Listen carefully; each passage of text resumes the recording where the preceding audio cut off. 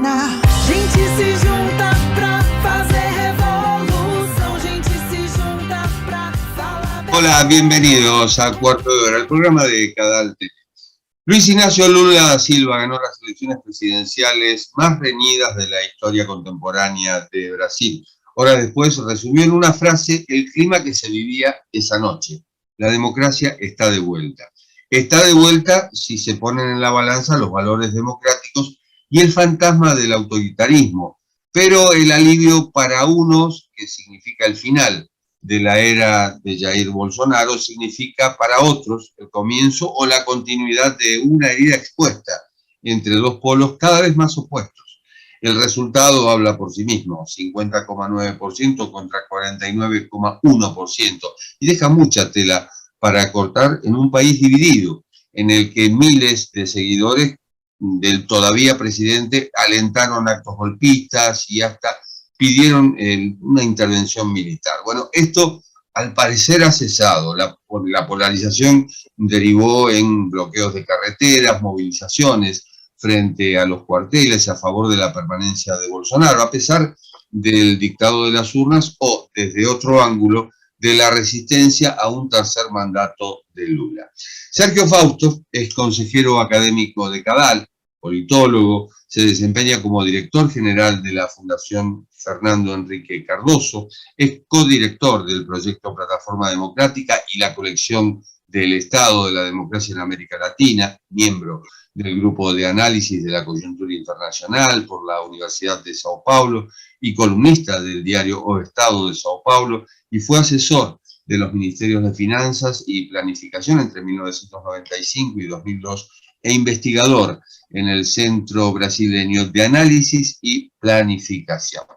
Sergio, como se dice habitualmente, ¿cómo está el patio en Brasil? Bueno, creo que se está calmando la situación, ¿no? Hubo bloqueo de carreteras, de calles, pero ya la gran mayoría ya se ha sido levantado, ¿no? Y la transición se puso en marcha de manera normal. Yo, incluso a mi juicio, de manera sorprendentemente normal, ¿no? El equipo de Bolsonaro se puso a las órdenes del equipo de Lula y las reuniones empezaron anteayer, ¿no? Y están siguiendo. Estamos en el inicio del proceso de transición, esto va a tomar 2 meses, pero creo que las señales iniciales son muy buenas. Esto desalienta el miedo a que Bolsonaro se convirtiera en una suerte de Trump después de las elecciones que perdió con Biden. Exactamente, exactamente. Yo me imaginaba que, sobre todo en un escenario donde la diferencia fuera muy estrecha, y de hecho fue muy estrecha, que Bolsonaro haría lo mismo que Trump, ¿no? Intentando diseminar la idea que hubo un gran fraude electoral. Y esto lo dijo todo el tiempo, ¿no? Si lo gano yo es porque hubo o habrá o habría un fraude electoral. Pero sorprendentemente hasta ahora no fue lo que dijo, ¿no? Implícitamente aceptó los resultados. Uno podría imaginar qué factores están por detrás de esta sorprendente reacción del presidente Bolsonaro. ¿Y qué factores pueden estar detrás? Yo creo que él se vio aislado, ¿no? No tuvo el respaldo de las Fuerzas Armadas para intentar una contestación a los resultados. No tuvo el apoyo de los partidos que formaron su coalición electoral, que son partidos conservadores, son partidos de derecha, pero son partidos que están acostumbrados a jugar según las reglas del juego, ¿no? Y tampoco tuvo el respaldo de empresarios que fueran muy cercanos a él, ¿no? Así que creo que tardó 50 horas para decir algo. Y creo que en estas 50 horas llegó a la conclusión que no tenía sostén político suficiente para contestar los resultados. Esos partidos, sin embargo, van a tener mayoría en el Congreso. Sí, van a tener mayoría en el Congreso, Bueno, hay que ver, porque no es un bloque cerrado, Jorge. Son partidos muy clientelares, muy dependientes del presupuesto federal, ¿no? Son como cada parlamentario es una especie de bisagra entre el nivel federal y el nivel local, ¿no? Es verdad que ganaron más autonomía en relación al poder ejecutivo en los últimos años, pero siguen dependiendo de la buena voluntad del presidente, ¿no? Y esto crea un espacio de maniobra a Lula como para formar una coalición mayoritaria en el Congreso. Sergio, visto los resultados y visto también la campaña y lo que ocurrió después de las elecciones, ¿se podría decir que medio país cree que Lula es corrupto y medio país cree que Bolsonaro es un fascista? No. Creo que hay matices, ¿no? Hay matices. Seguro que los 58 millones de brasileños que votaron por Bolsonaro, la mayor parte no es compuesta por fascistas, ¿no? Difícil decir, pero creo que unos 10% quizás, 15%, lo que no es poco, ¿no? Gente muy movilizada, y gente de una derecha pura y dura y una derecha muy irracional, ¿no? Pero los otros 35% son gente conservadora, pero gente que aceptó el resultado y creo que va a seguir la vida de manera normal, ¿no? Y yo creo también que gente que votó por Lula sigue teniendo ciertas dudas sobre lo que ha pasado en su gobierno, pero que sopesaron las cosas y llegaron a la conclusión que corrupción es un problema que toca a todos los partidos, ha tocado a casi todos los políticos, y que Lula tiene calidades que superan los eventuales defectos asociados a una administración que de hecho estuvo involucrada en escándalos de corrupción. ¿Qué llevó a Fernando Henrique a apoyar a Lula en la segunda vuelta, sobre todo, después de haberlo criticado durante su gobierno? Porque llegó a la conclusión que estábamos frente a un parteaguas, ¿no? Y salió en defensa de la democracia, ¿no? Son dos personajes, son los principales, los más importantes personajes de los últimos 40 años en Brasil, con una relación compleja que incluye también el afecto y el respeto personal. Y estos dos elementos sobresalieron ahora, pero creo que lo fundamental fue el diagnóstico de Cardoso, que se jugaba el futuro de la democracia, que como él mismo afirma es la causa de su vida. Entonces que no tuvo dudas al respecto. ¿Podrías hacer alguna comparación con la polarización que existe hoy en Brasil y la polarización que existe en otros países, entre otros Argentina? Bueno, creo que es curioso porque la polarización tiene una raíz más profunda en la Argentina, ¿no? Es un fenómeno nuevo en Brasil. El peronismo y antiperonismo ha acompañado esta polarización argentina desde mediados del siglo pasado, ¿no? En Brasil hubo algo parecido entre el anti-Getúlio Vargas y pro-Getúlio Vargas en los años 40-50. Pero esto después cesó completamente. Entonces que estamos conviviendo con un fenómeno nuevo en los últimos, sobre todo en los últimos 5 años en Brasil. La gran pregunta es, ¿qué tanto esto va a tardar? ¿Volveremos a la normalidad o no? Yo creo que este es un fenómeno global, ¿no? Uno mira a Estados Unidos, por ejemplo. Quizás esto sea un poco de cierta ingenuidad, ¿no?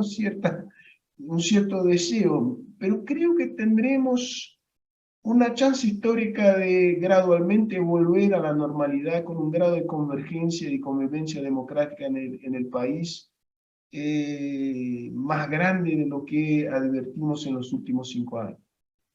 ¿Cómo se vive el ambiente en la calle? Fue una campaña atípica, una campaña violenta, una campaña en la cual los candidatos tuvieron que usar chalecos antibalas, bueno, después inclusive del atentado contra Bolsonaro en su primera campaña presidencial. Pero ¿cómo se vive el ambiente en la calle? Bueno, en general no se nota nada de manera normal, pero están sucediendo cosas, ¿no? Además de los bloqueos. Hay gente que se pegó, ¿no? Hay gente que se pegó. Hubo asesinatos con motivación política. Hay familias que están rotas, ¿no? Las relaciones personales fueron afectadas, ¿no? Entonces, cada brasileño tiene por lo menos 10 historias para contarte sobre cómo la polarización afectó a su vida personal, ¿no? Y esto, una vez más, es un fenómeno totalmente desconocíamos ahí, ¿no? Totalmente nuevo en Brasil. Este Lula que vuelve, el primero el presidente gana un tercer mandato, digamos, es parecido al primer Lula, al segundo Lula, tiene algo que ver con esta nueva izquierda latinoamericana, con Petro, Boric, o es un Lula centrista y diferente. Lula son varios Lulas, ¿no? La pregunta es cuál al final va a prevalecer, ¿no? Él es sobre todo un político muy astuto, muy pragmático, no es un político ideológico, es un tipo bien abierto, que escucha, ¿no? Que tiene aprecio por el pluralismo y sabe armar y trabajar con frentes amplios. Y estas son calidades importantes, sobre todo en este momento histórico. ¿Qué tan abierto está a los nuevos vientos de la izquierda a nivel global y regional también, ¿no? Creo que ha incorporado, por ejemplo, el tema ambiental en su agenda, no solamente desde el punto de vista formal, pero que creo que entendió que es un tema fundamental del desarrollo en el siglo XXI, ¿no? Y en este sentido jugó un papel muy importante su exministra Marina, que se acercó a él en esta campaña, ¿no? Y creo que también está muy sintonizado con los temas de grupos minoritarios, o grupos minoritarios no en el sentido estadístico, pero minoritarios en términos de su cota de poder en la sociedad, mujeres, negros, LGBT, todas las letras que uno puede imaginar, ¿no? Entonces creo que de verdad es un tipo que se actualizó bastante, ¿no? Es un tipo muy, muy inteligente, muy inteligente. No es un tipo culto, ¿no? Muchas veces le falta, yo diría, un poco de formación intelectual más sólida, pero le sobra inteligencia y le sobra capacidad de aprender. Bueno, más allá de la formación, es cuestión ambiental, cuestión de amplitud, digamos, con respecto a diversidad de género y demás, es el día y la noche con Bolsonaro. Perdón, es el día y la noche. Ah, claro, no. El contraste no podría ser más grande, ¿no? Lo que, a mi juicio, sigue siendo un problema es su cercanía afectiva, y uno podría decir algo ideológica, con regímenes autoritarios, ¿no? Lula, es una tontería decir que Lula representa una amenaza de que Brasil va a se transformar en una Venezuela o Nicaragua. Esto es una locura que la ultraderecha ha diseminado con mucho éxito en el país. Pero queda el problema que no ha sido muy tajante, por decir lo mínimo, en separarse de la vieja izquierda. Y esto creo que llegó el momento de ajustar las cuentas con la historia, ¿no?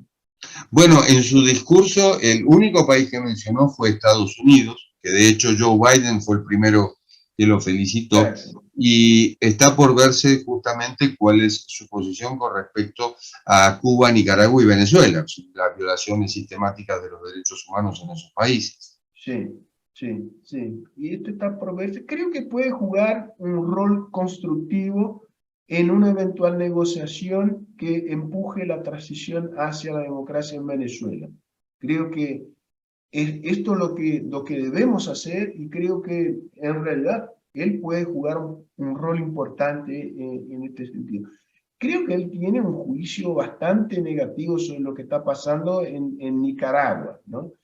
Pero hace cosas como en un debate electoral, preguntado, desafiado por Bolsonaro a decir su opinión sobre Nicaragua, dijo que tiene mucho orgullo de haber estado en la toma de posesión de Daniel Ortega en el año 1908, no sé cuánto. Es una cosa de loco, porque es pura nostalgia, ¿no? Y llevó agua al molino de la ultraderecha, ¿no? Entonces, Claro. que hay un tema ahí, de una cierta terapia, algo psicológico que debería superar.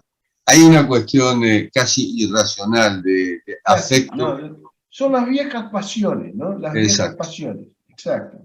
Exacto.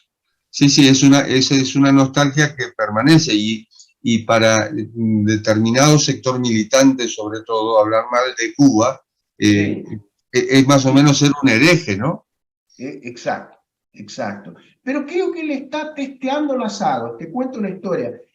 Una entrevista en el principal diario de televisión de Brasil, preguntado sobre... No, hizo un elogio a la diversidad y un elogio al debate abierto. Dijo, la unanimidad es una cosa estúpida. Si uno quiere buscar la unanimidad, que no busque en el PT, que la busque en el Partido Comunista Chino o en el Partido Comunista Cubano, lo que fue tremendo, fenomenal.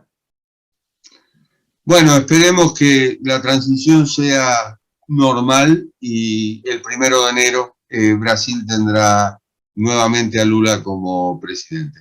Sergio, Sí. ha sido muy amable, muchísimas gracias. No, de nada, un gran gusto, Jorge. Y el gusto ha sido nuestro de compartir este cuarto de hora, estos 15 minutos y monedas de Cadal TV. Nos reencontramos en la próxima. Chao.